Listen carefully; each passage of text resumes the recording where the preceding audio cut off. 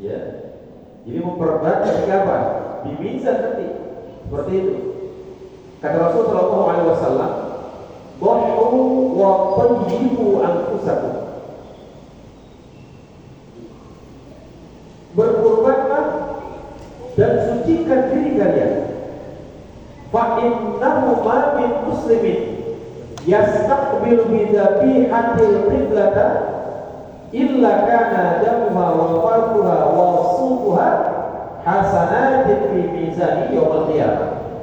Kata Rasulullah SAW, ya, sesungguhnya tidak ada di antara seorang muslim yastaqbilu bidabihatil qiblata, yang menghadapkan, yang mengarahkan hewan sembelihannya ke arah kiblat, illa kana damuha, kecuali darahnya, wa farduha, dan makanan yang ada dalam perutnya, wa subuha, dan bulunya, hasanatin fi mizani yaumil qiyamah. Ini menjadi kebahagiaan, jadi apa?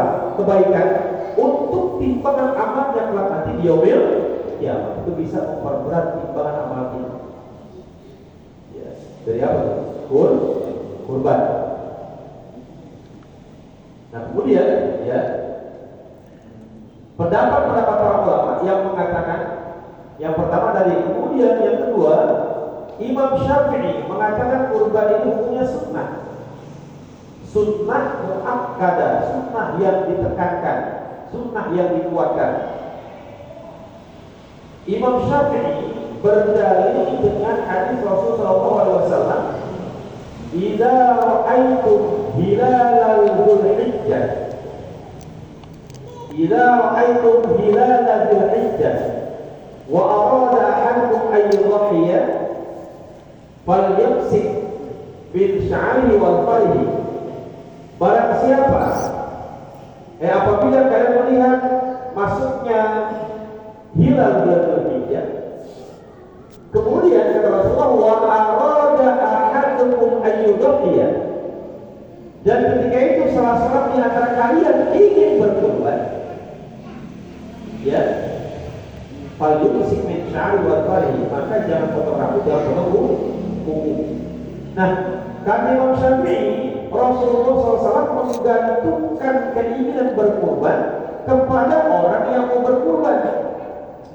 Apabila masuk bulan Dzulhijjah dan di antara kalian mau berkurban, kan gitu. Di antara kalian mau berkurban, tapi kalau mengatakan wajib dan di antara kalian wajib berkurban, kan gitu. Tapi Rasulullah bilang begitu.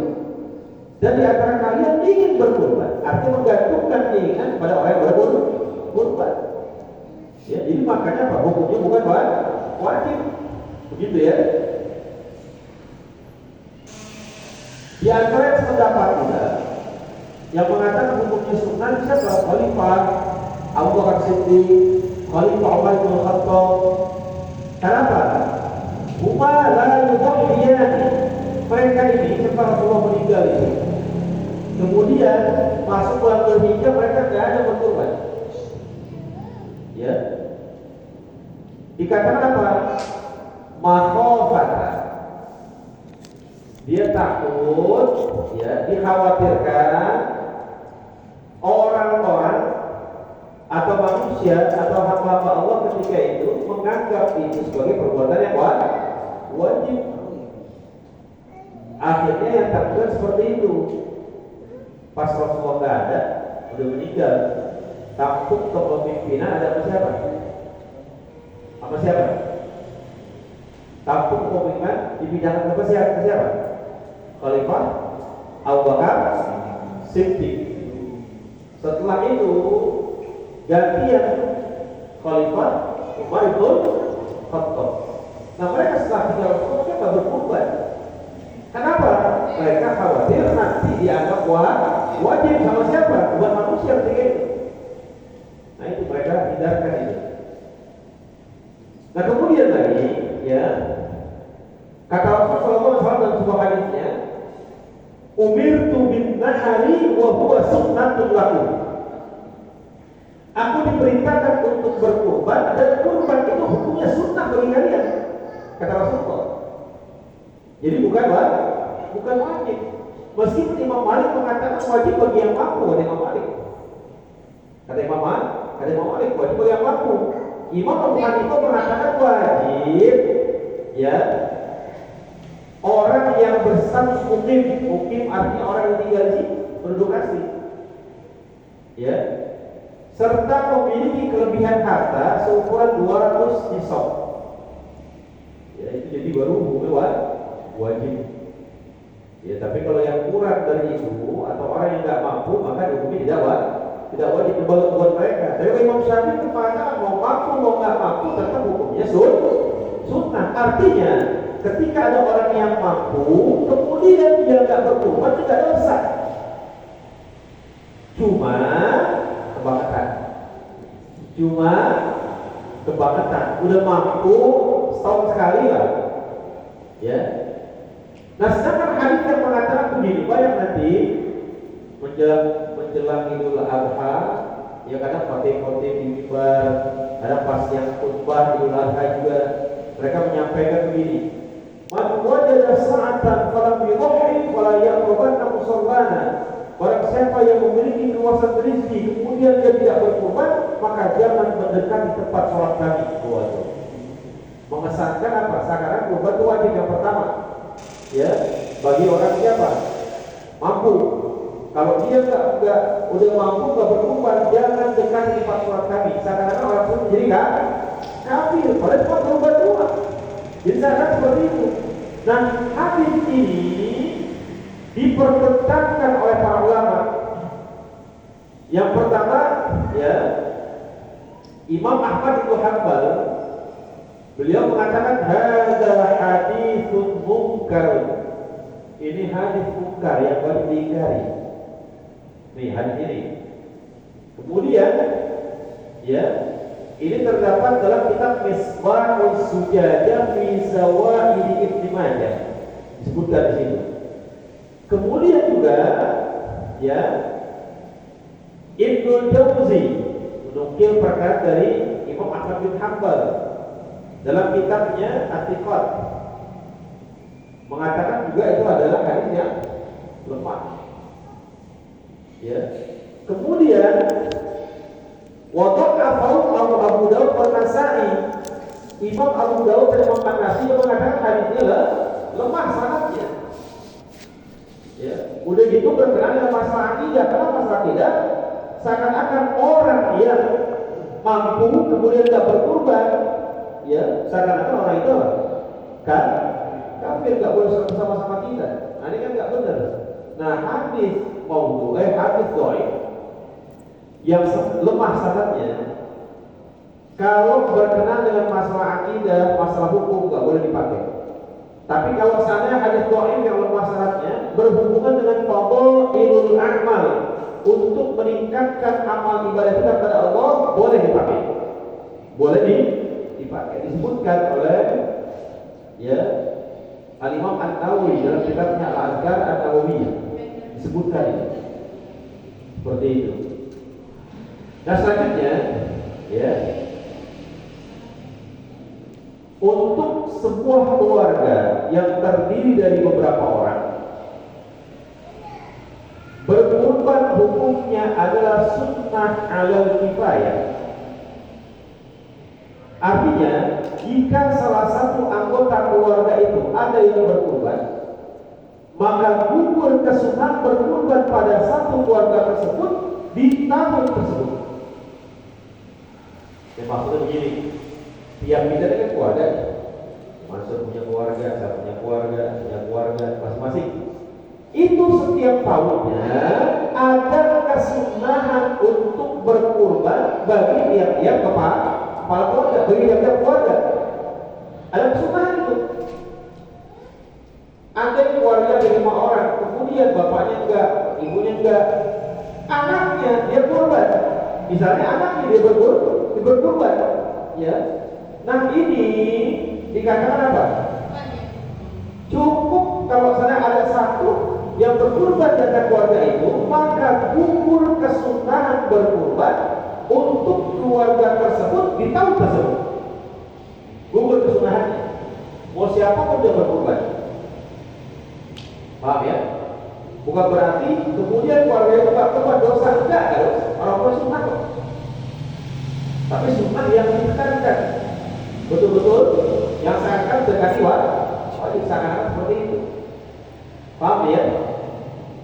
Paham ya? Jadi kalau seandainya begini juga ada orang korban satu atas nama dia, ya, atas nama Mansur misalnya nih, orang korban berapa? Satu. Kemudian setelah dia korban itu harus sama saya misalnya Mansur kan. Nah ketika itu Mansur niatin juga, ya Allah, dari hewan kurban ini, ya, saya berikan juga pahalanya buat keluarga saya, istri saya, anak saya. Boleh nggak? Boleh. Ya, boleh. Dan Rasulullah kan begitu. Allahumma hadza min Muhammad wa ali Muhammad wa ummati Muhammad. Ini untuk aku, ini untuk keluargaku dan juga untuk siapa? Umat kepada Rasulullah. Boleh-boleh aja. Boleh-boleh jadi masalah.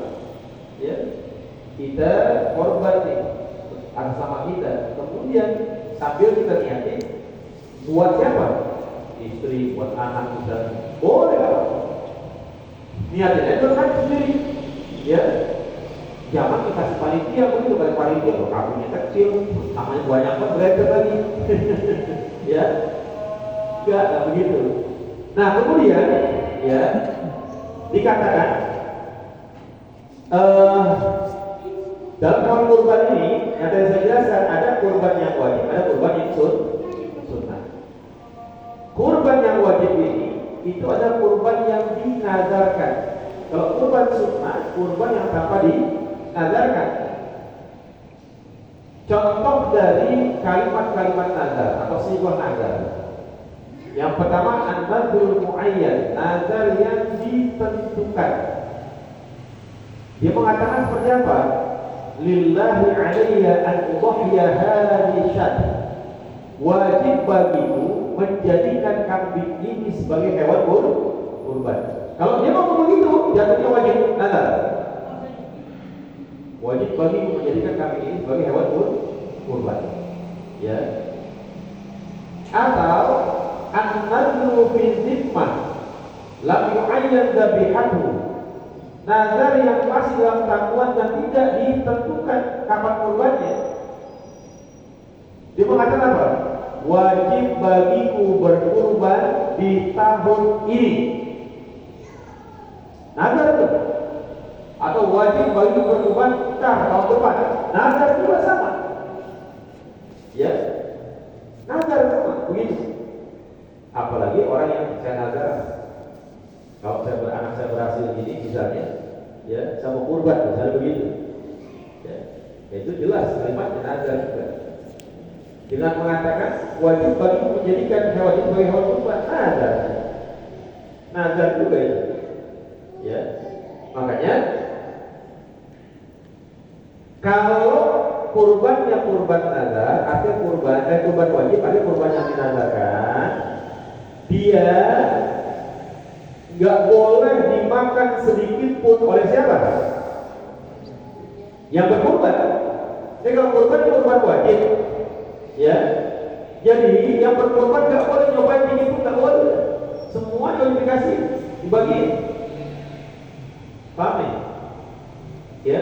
Wajib disedekahin namanya. Kalau kurban nazar itu wajib disedekahin. Yang pertama, orang yang berkurban nggak dapat. Nah kalau dikatakan disedekahkan, wajib disedekahkan berarti apa? Yang punya milik fakir miskin itu. Ya, beda dengan kurban sunnah. Kurban sunnah kurban yang sama dinazarkan. Ini sepertiga boleh dimakan oleh orang berkurban, sepertiga lagi boleh dibagikan kepada orang-orang mampu, sepertiga lagi untuk siapa? Fakir miskin. Nah, ini panitia hati-hati. Makanya saya mau mengajarkan begini, banyak ulama yang mengajarkan buat panitia, kalau nanti ada orang nyerahin hewan kurban, tanya ini kurbannya wajib apa sunnah? Tanya, ini kurban wajib apa sunnah? Mereka nggak paham misalnya, maksudnya apa sih? Bilangin, kalau kurban wajib, bapak tuh nazar, ya pernah mengatakan bahwa wajib bagi saya berkurban tahun ini atau tahun yang akan datang di sana, jadi wajib. seperti itu, maka nggak boleh makan sedikit pun. Ya kalau memang itu masuk kategori yang dinazarkan, nggak boleh. Ya, semuanya harus disedekahkan. Pada siapa? Bagi miskin jatuhnya. Tapi kalau kurban sunnah, ingat, sepertiga boleh dimakan sama yang berkurban, boleh. Jangan panitia kan begini, lu dikasih pakai diambil lagi, lu dikasih pakai diambil lagi, dan begitu. Seandainya belum mau minta, nggak boleh sepertiga. Karena kurban sunnah, kita sepertiga buat hadiah orang mampu, bukan sepertiga lagi sedekah buat pakai miskin. Seandainya bercampur antara daging kurban sunnah dan daging kurban yang wajib, tercampur nih, ya pernikahan lain tercampur misalnya, itu semuanya wajib disedekahkan. Kalau dikatakan wajib disedekahkan, dapat cuma siapa? Fakir miskin itu yang dapat, yang mampu dapat nggak? Tuh, ya, makanya bisa ya. Oh iya saya ada Pak Ustadz, kan aja Pak, bisa ya. Ini kami kan, ada potong sendiri, nanti ya bagi-bagi khusus tuh, buat saya pakai miskin khusus. Nah kalau saatnya tercampur antara daging kurban yang wajib dan kurban yang sunnah, ya nanti bagaimana semuanya daging yang tercampur itu dihukumi kurban wajib. Artinya semua wajib disedekahi. Yang kaya ada apa? Dipahami, gitu ya. Nah ini penting.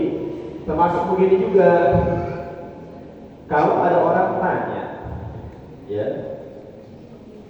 Tur, mau kemana? Ke pasar, apa itu? Di kambing.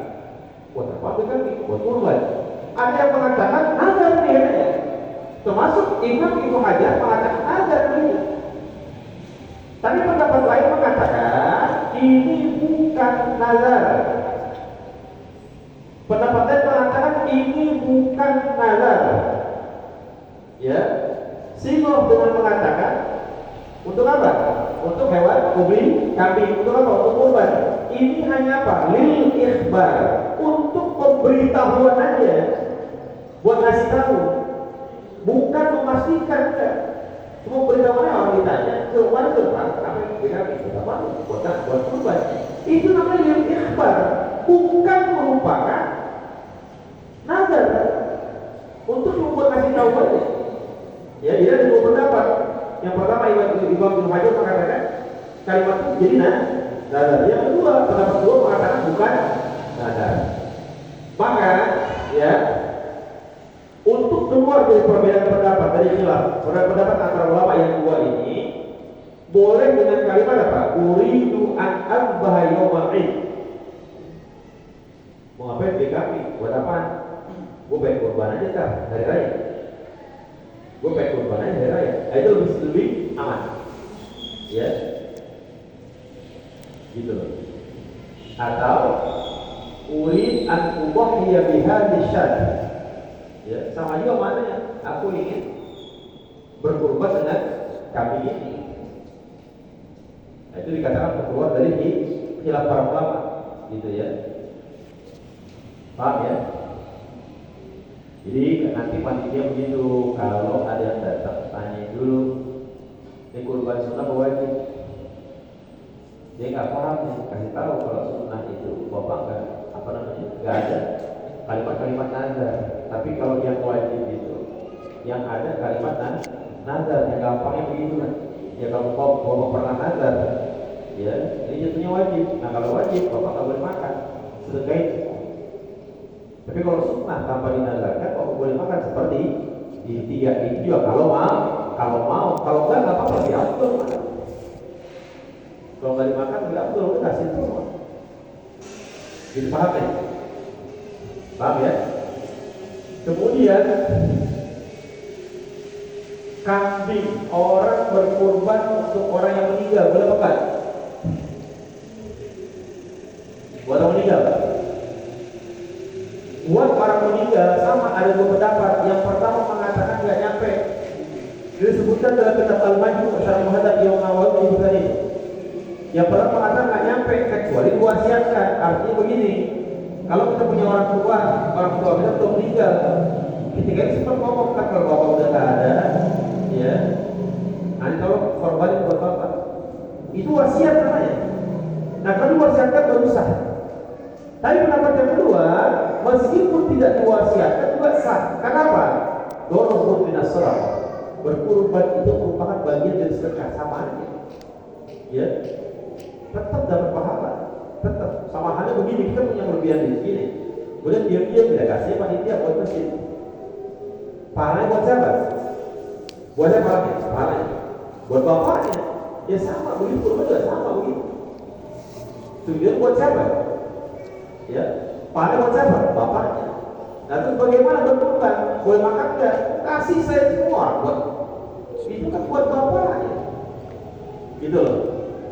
Apa anak pengen juga makan? Itu saya semua sedekahin semua. Selesai. Bukan buat bapaknya, bapaknya udah meninggal. Gitu ya. Baru tanya enggak? Bisa aja ya. Coba.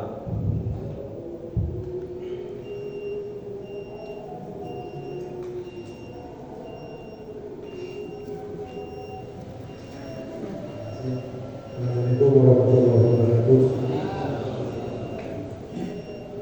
Saya mau tanya bahwa kewajiban yayasan di sini yang saya ketahui kurban itu entah yang ajar atau yang sunnah itu dijadikan satu.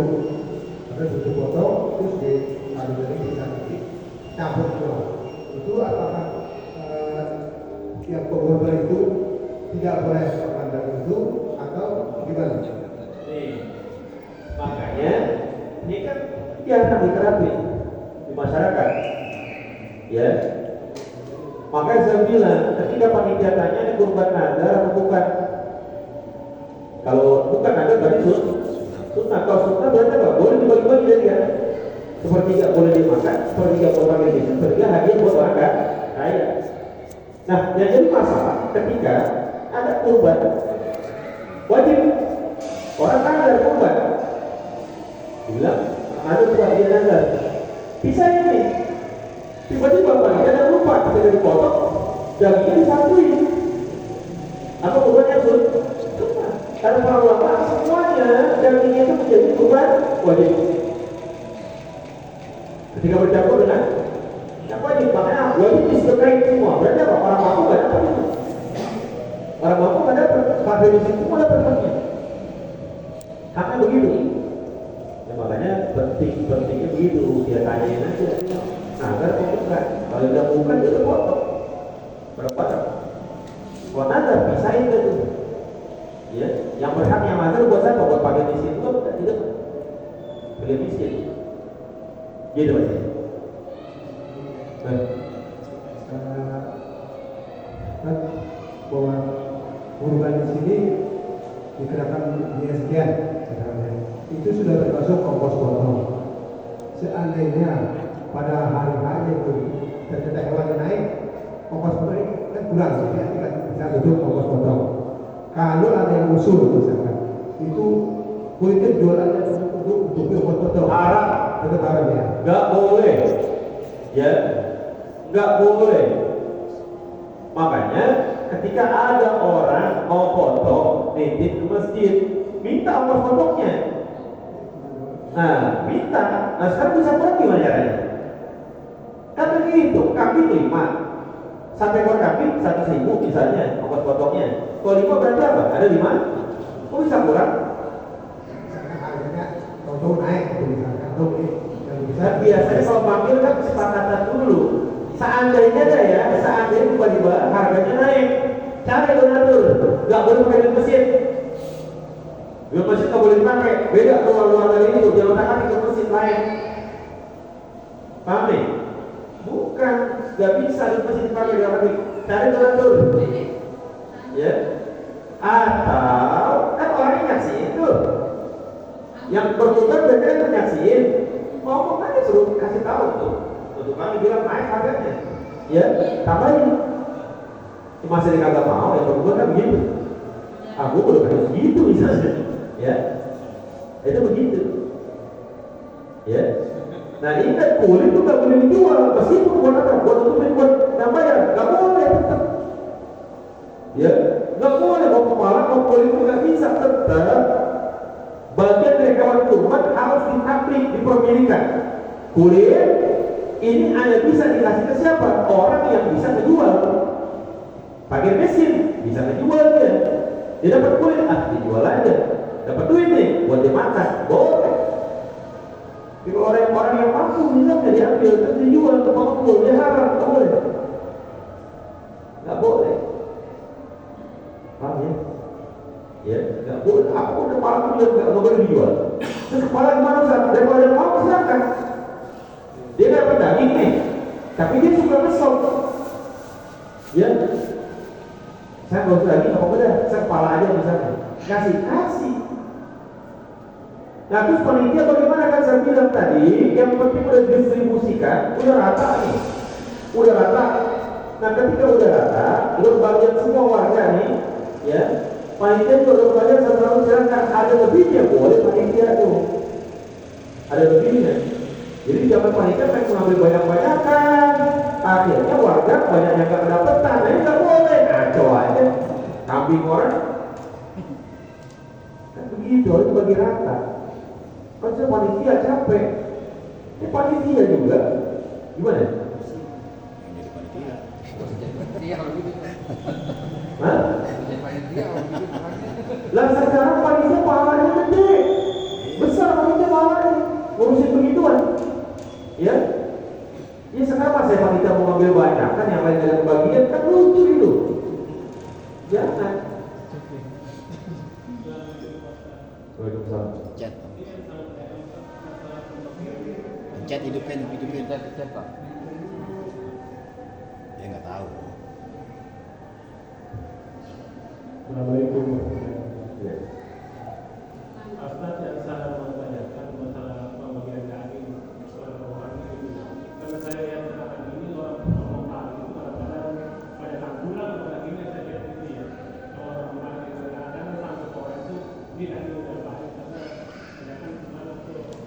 Nih, ini bagaimana kebijakan panitia harusnya dibagi-bagi tugas, gitu loh, ya. Jangan kadang-kadang yang bagian lagi daging, yang bagian kurang aja badan, jangan. Tetap biasanya kalau yang benar itu, ya di satu. Ini antara ada yang jeroan, terus misalnya ada tiga, gitu. Itu begitu. Jadi kan biasanya bisa ini, bagian tiga, cacak tiga, bagian jauhan, begitu. Bukan diaduk disamain, nanti orang udah bersekali jauhan, yang dua, enggak begitu. Makanya setiap pengaturannya paling kan speaker, biar nanti orang yang dapat daging dapat tulang, nggak begitu. Begitu aturannya. Nah, bagaimana panitia yang atur, yang bisa, yang paham, ya, nanti begitu. Bisa pakai kilo-kiloan Pak. Apa? Ukuran itu. Jika saya per kilo atau per kilo. Lah perlu itu biar adil. Harus pakai timbangan biar adil, jangan kok begitu kan nggak ketahuan kan ada banyak dikit. Kalau pengen adil pakai timbangan enak kan. Taruh begitu. Biar nanti masih bagian yang lain takutnya ada kebanyakan di luar, ada kebanyakan kan. Takutnya begitu. Kalau pengen adil begitu pakai timbangan biar rata. Yang lain? Ya. Assalamualaikum warahmatullahi wabarakatuh. Karena yang sunnah dan nazar ya. Nah, ini kan di masyarakat di sekitar kita ya banyak korban yang sifatnya itu patungan sapi untuk hiburan. Hanya sediawan supaya nggak tercampur juga kan kalau Baik. Terima kasih. Waalaikumsalam. Sapi itu hitungnya 1/7. Karena kan dia 1 ekor buat 7 orang. Dalam sapi aja niatnya boleh beda-beda. Ada yang niat kurban, ada yang niat akikah, boleh.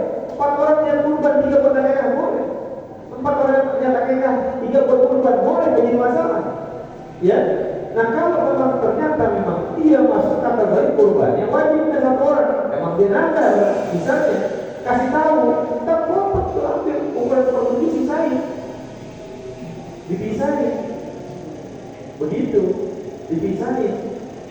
Nah ini biar gak bercampur, artinya itu biar gak bercampur. Dan juga dia harus sadar bahwa ini mau dia nazar, gak boleh dia makan, gak boleh dia makan.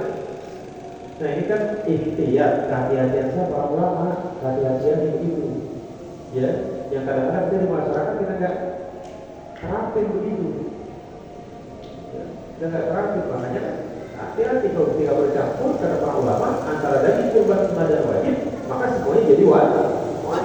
Artinya apa? Semuanya harus disedekahin, fakir miskin uang yang dapat lainnya, yang lain tidak dapat. Itu sampai begitu. Ya kita bicara masalah apa? Hukum ya. Jangan masalah hukum. Jangan bicara masalah begini. Pak Ustaz, kita bagi rata aja maksiat. Ya begitu mah. Beda. Ya. Beda hitungannya. Coba. Masa tanya? Ada nih. Man yang dik. Satu dik.